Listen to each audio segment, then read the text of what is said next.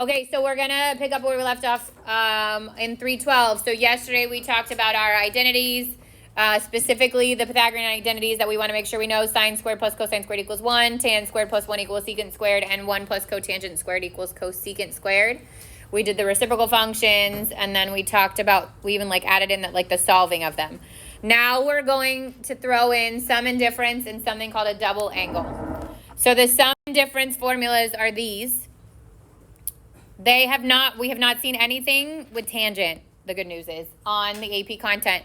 So we're really just memorizing, because you have to, the sine and cosine sum formulas. And the idea behind this is that, let's say there's an angle that is not on our unit circle, but when we break it down into a sum or difference, those angles are. You can use these formulas to find the sine or cosine of that big angle.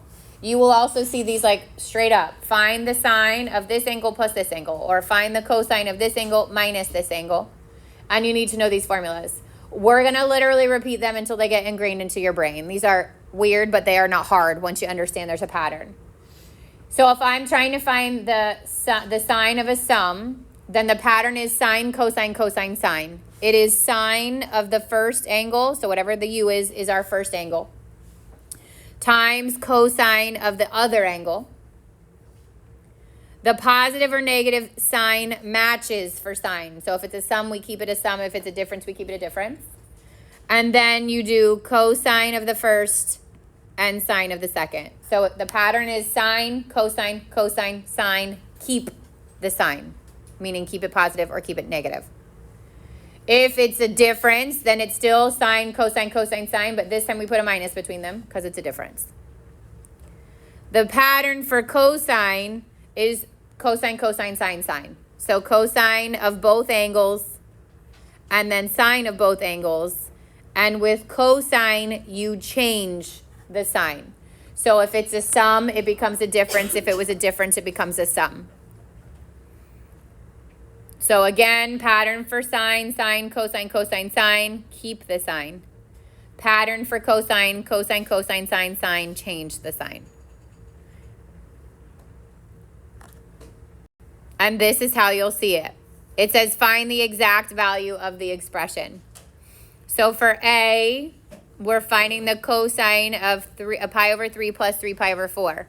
So the pattern for cosine is what? Cosine, cosine, sine, sine. So cosine of the first, cosine of pi over 3. Cosine of the second, 3 pi over 4. Do we keep or change the sign? Change it, so it's a minus. Sine of the first, sine of the second. God bless you. God bless you. So first we establish the pattern, plug in the angles. Now we find those angles. So pi over 3, first quadrant, coordinate point is what? 1/2 and give me the whole coordinate point. Root 3 over 2. That's pi over 3. 3 pi over 4 is second quadrant. Oops. Good. Negative root 2 over 2. God bless you. And root 2 over 2. So what's the cosine at pi over 3? 1/2.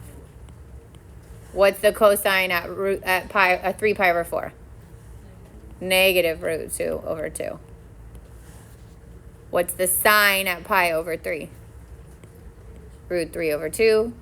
What's the sine at 3 pi over 4? Root 2 over 2.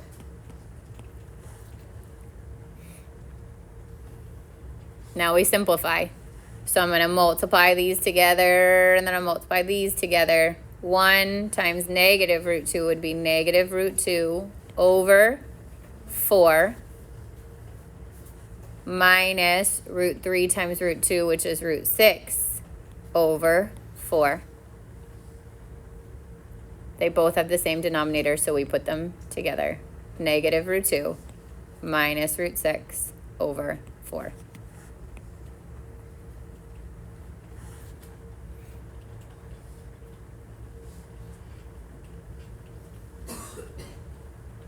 Yep. From here, so I multiplied those numerators. Like that's the cosine at 3 pi over 4 is negative root 2 over 2.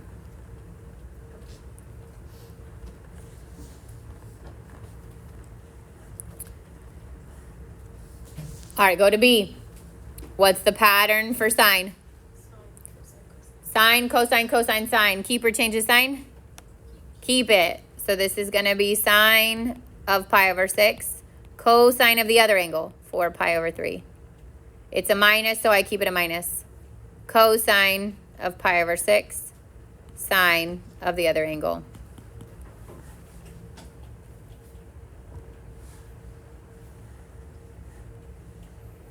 Now I locate those angles.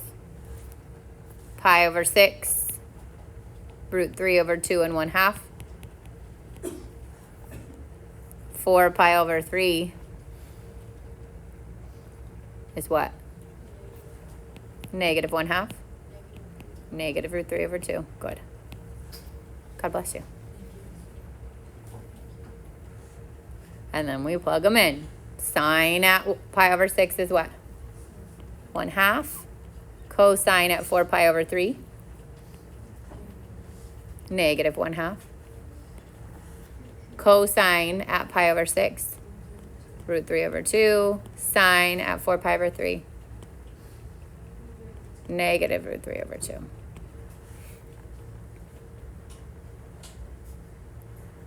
Negative 1/2 times negative 1/2. Negative 1/4. Minus negative root 3 times root 3 would give me another negative. So this is going to be positive 3 over 4. I can keep going with this one though, right? Negative 1 plus 3 is 2 over 4, which would be 1/2.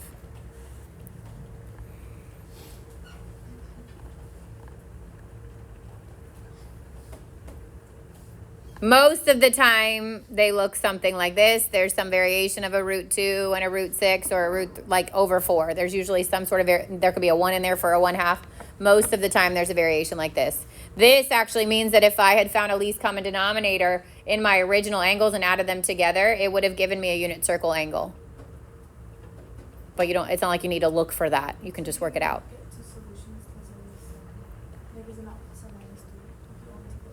You only take it. Yeah. Because you're not square rooting it. The square root's already there, so you keep the sign. Yeah. Questions on the sum and difference?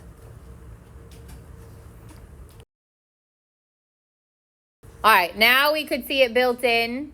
So this says the function f is given by f of x equals cosine of x plus 2 pi over 3.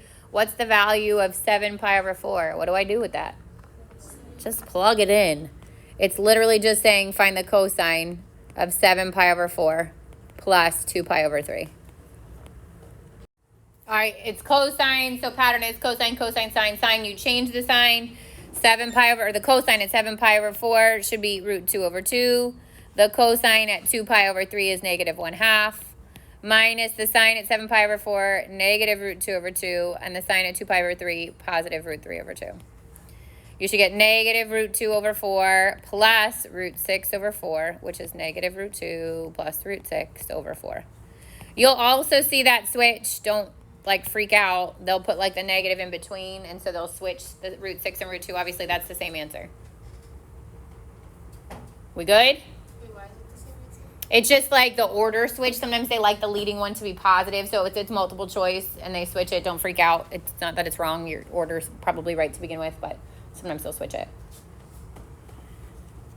All right, now we're going to see it built into the solving equation. This says find all the solutions of the equation on the interval of 0 to 2 pi.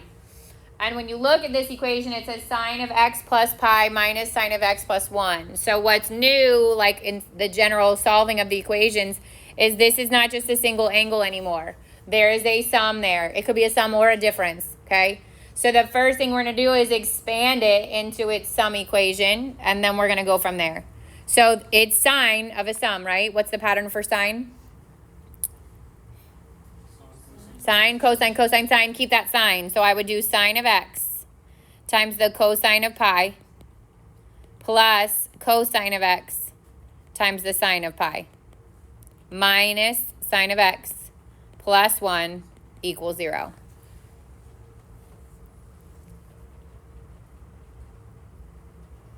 With me so far? Now, I know nothing about x, but I do know pi, right? What's the coordinate point at pi? -1, 0. So the sine x is going to stay as sine of x, but the cosine at pi can be replaced with -1. Plus, the cosine of x is going to stay as cosine of x, but the sine of pi we know is 0. Minus sine of x plus 1 equals 0. So I end up with negative sine of x. 0 times cosine of x goes away. Minus sine of x plus 1 equals 0.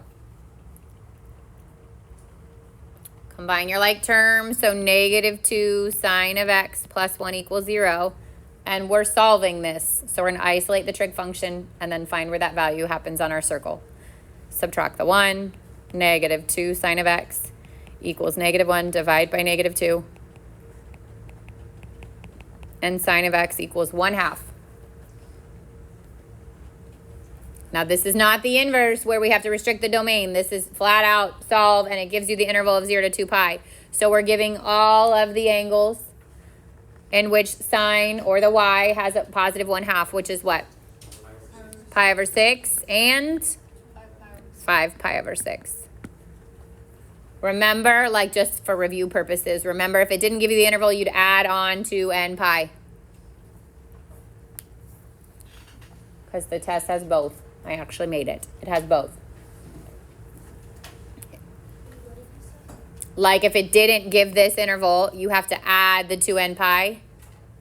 Remember, if it doesn't give the interval, you have to add the interval. If it did give the interval, you're just listing it. But if it doesn't give the interval, you have to add it on there.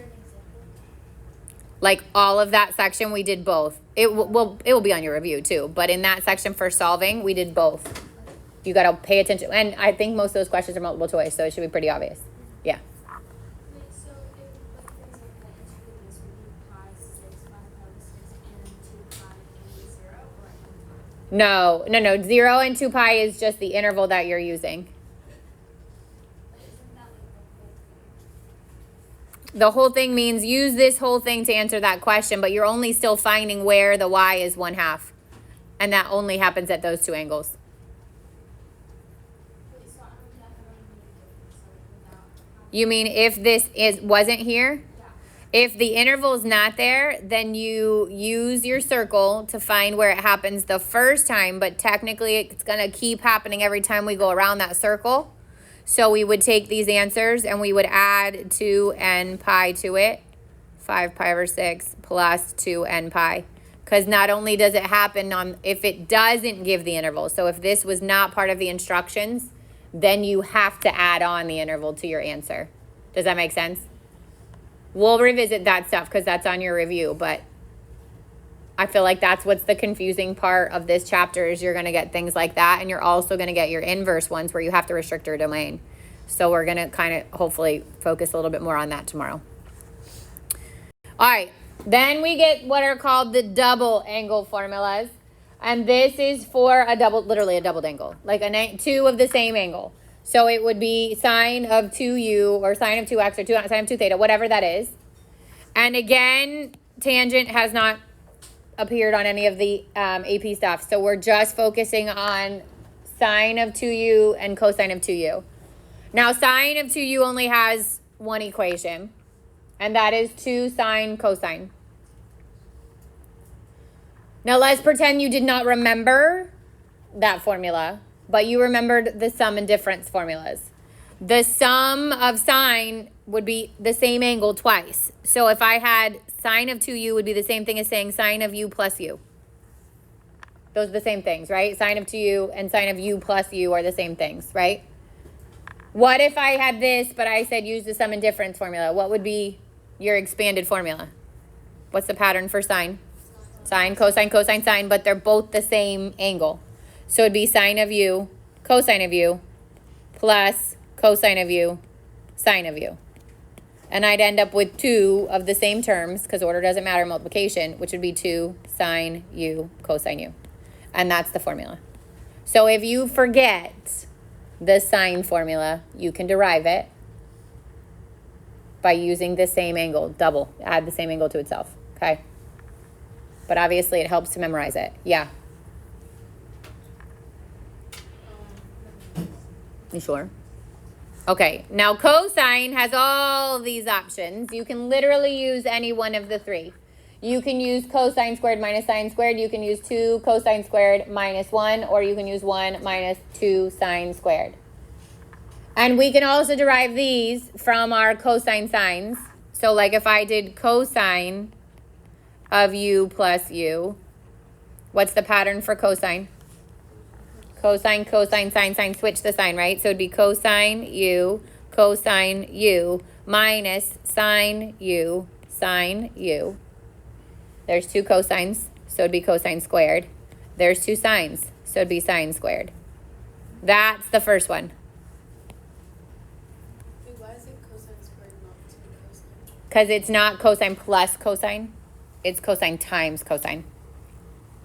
Yeah. Give me an example of like what u would be. Like any angle.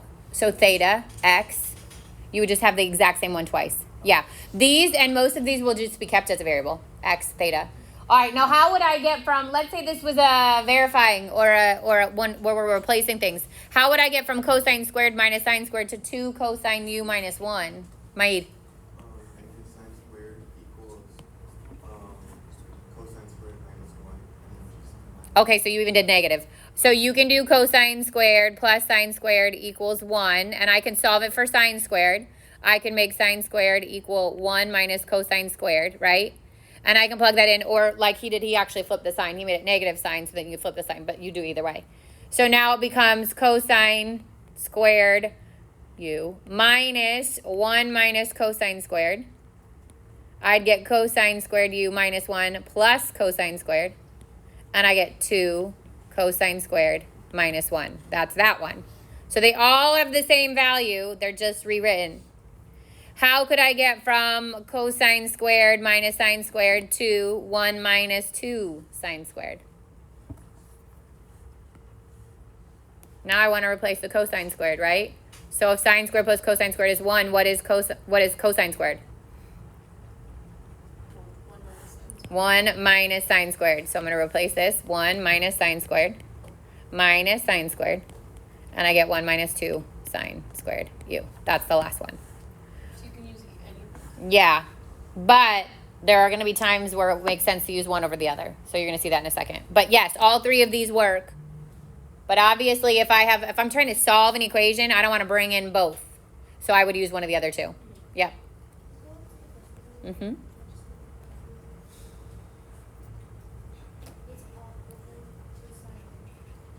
No. This, if I actually expand it, was sine, cosine plus cosine sine, and that becomes 2 sine cosine. But obviously, faster is memorize those 4. Okay? It just adds to your list of memorization. This one's we got quite a few on this one. All right, example 7 says find all the solutions of the equations on the interval of 0 to 2 pi. So I've got sine of 2x minus sine of x equals 0. This is where it's going to get confusing on your test. Because if this was not part of this, if it just said sine of 2x equals 0, those are your multiple angle questions. That I would find where sine is 0. I would find the angle that matches, and then I would take that angle and divide it by 2. Because we have a 2x and an x, we treat it like the double angle ones, okay? So now I'm going to take sine of 2x, and replace it with what it equals. What's the expanded formula for sine of 2? Yeah. Almost. Okay, so the variable this time is x. So 2 sine x cosine x is going to replace this. 2 sine x cosine x minus sine x equals 0. Because you have to replace that with, you're taking a double angle and you're replacing it with its equation. Because there's a 2 in front of the x. Correct. Now what? How do I solve this? Factor out the sine. And I get 2 cosine x minus 1 equals 0. And split and solve. So I'm looking for where sine of x equals 0, where 2 cosine x equals 1, and cosine x equals 1/2.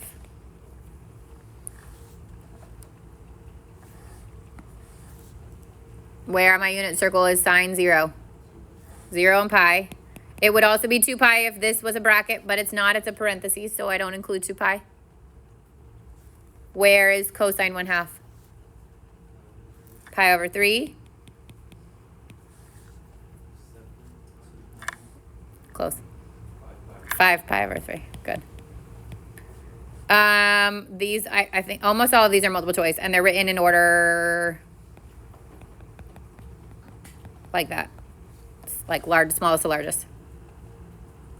All of these are multiple choice? I think all of these are. All the solving ones. Yeah.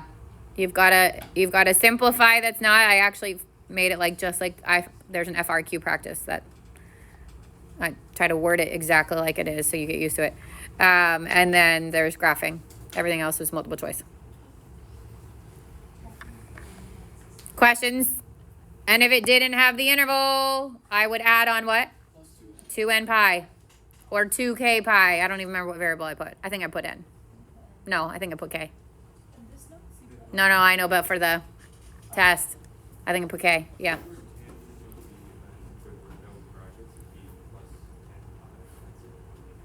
Wait, say that again? Now the interval of 0 to 2 pi, okay? A says cosine of 2x plus sine of x equals 0. So this is not a multiple angle one. This is one in which I'm using my double angle formula. Cosine 2x has what options for its formula? Cosine 2x is cosine squared plus, nope, minus, right? Is it not? Ooh. We froze. So what is it? Cosine 2x is what? What are the options? Cosine squared minus sine squared. We're going to talk about it. I'm just listing them all right now. What's the next one? 2 cosine squared minus 1. Or, last one? 1 minus 2 sine squared. Okay? So for me, I remember that the C comes first, so that one goes first, and the S comes second, so it comes second, like if that helps you memorize it. Okay, and then the cosine squared and sine squared is not the Pythagorean identity one, so it's a minus. Okay, so now what's the strategy in picking one over the other here? Choose the sign so you can factor. Good. I don't want to bring in another cosine because this can't go anywhere. So if I bring in a cosine, I have two different trig functions, which means I eliminate that one and that one. I only want to use the one that says sine. So in place of cosine 2u, I'm putting 1 minus 2 sine squared x plus sine x equals 0. With me so far? You can't divide by sine. No, you got to factor. One, you can't, you can't. You have to factor. It's 3 terms. You got a squared and an unsquared, so I'm going to put them in order. And I'm going to factor, but I don't know what your opinion is, but I hate a leading negative. So I'm going to change everything by multiplying by -1. So 2 sine squared x plus sine, minus sine x minus 1 equals 0. Now I have to factor. So listen, because there are options here. You can factor this by trial and error. I could literally set up my 2 set of parentheses and I could factor factors of 2 sine squared and then factors of -1. I could do first and last, keeping sine as part of my equation. Or if the sine throws you off, replace it with an a. So I would make it 2a squared minus a minus 1. We're going to do that because it caused the least amount of confusion in J period. What about A? We're making a sine of x. So we're substituting a in for sine to make it simpler when we factor. That's all. Yeah. Easy killer. All right, now we're going to factor this. You could either do trial and error or you could do first times last. I feel like most of you do first times last. So I'm going to do that. 2 times -1 is -2.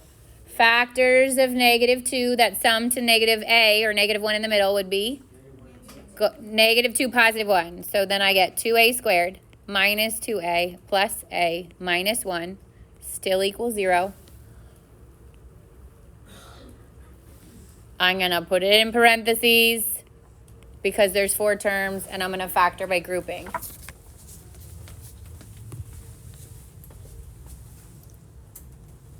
From that first parentheses, you could take out a 2a. And you get a minus 1, and then it matches the second parentheses. So then in the parenthesis that repeats is a minus 1, and the other one would be 2a plus 1.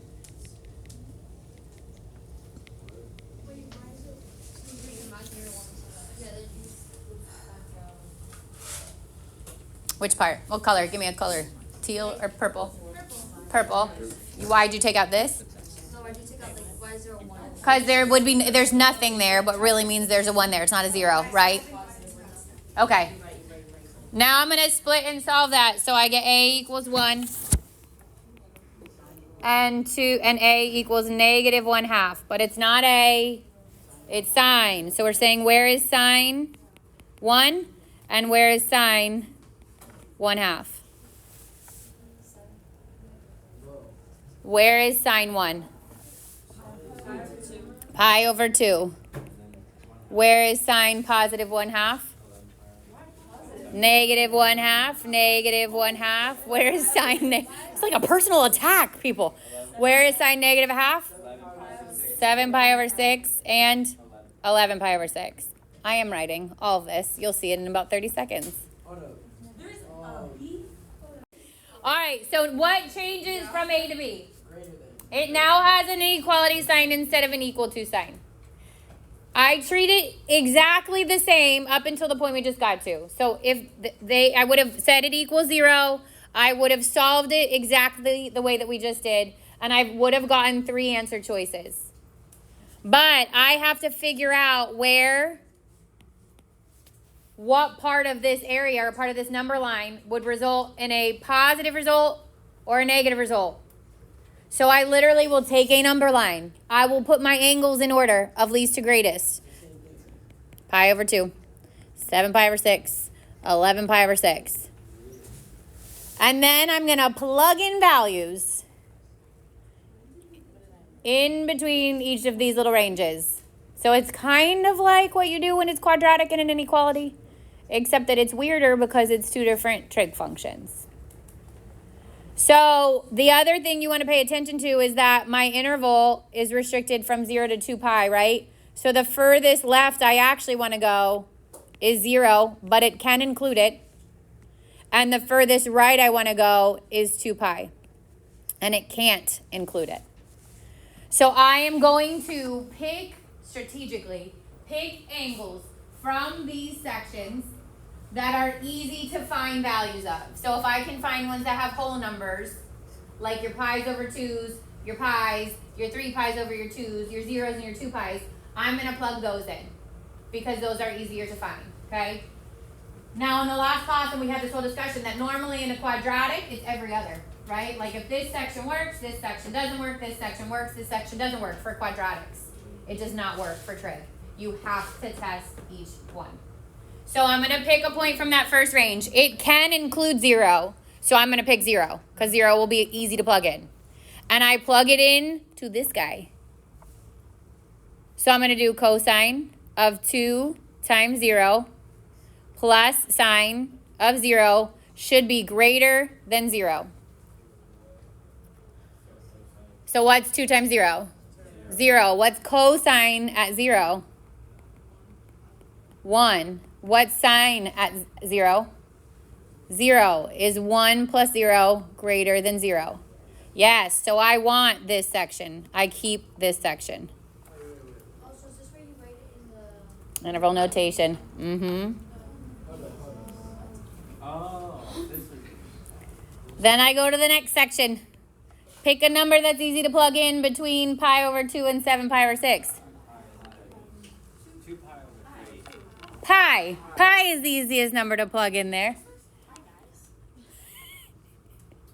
I I didn't hear you. I'll pay attention to you next time. Cosine 2 times pi plus sine of pi is greater than 0. Wait for it. All of them will work. It's just not fun, right? You're plugging in root 3 over 2 and 1/2. That's not enjoyable. So what's cosine at 2 pi? 1. What's sine at pi? 0. Is 1 plus 0 greater than 0? Yes, that means we want to keep that section too. Because I need to plug an angle in between pi over 2 and 7 pi over 6. But I want to make it easy.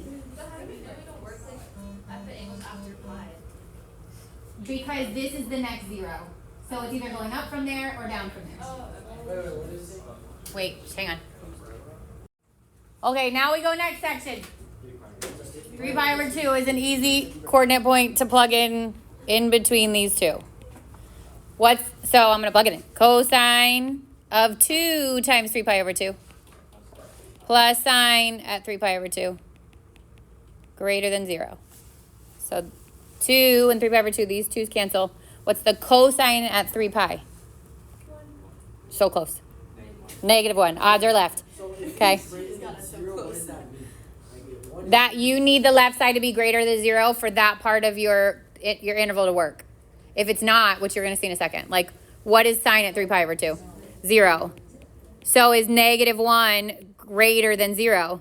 No, which means that part of my graph would not work.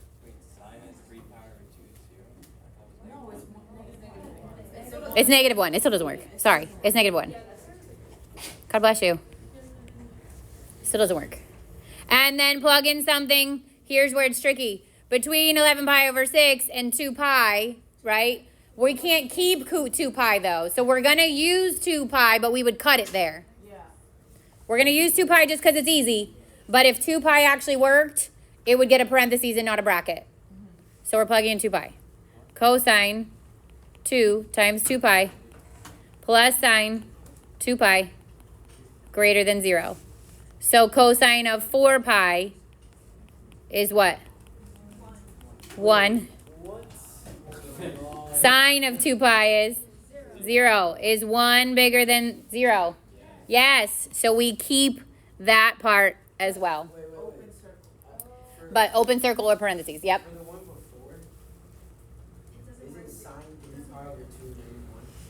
Yeah. Oh, I wrote -2 here, but it should have been -1 here and -2 down there. Correct. So now we write this in interval notation, okay? We want to include 0. We look at the range that was originally given. It gets a bracket, so we can say, okay, 0 works.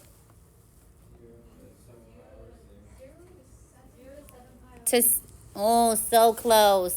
What happens at pi over 2?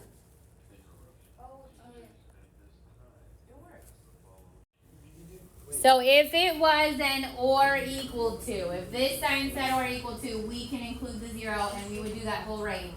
But it doesn't say or equal to, it says it's got to be less than it or greater than it, sorry. So that pi over 2 cannot be part. It's going to start again at pi over 2. It's going to go to 7 pi over 6. Does that make sense? 7 pi over 6 would be 0, so that's also going to parentheses. And then it's going to start again at 11 pi over 6. It's going to go to 2 pi, which was not a 0, but 2 pi got a parentheses.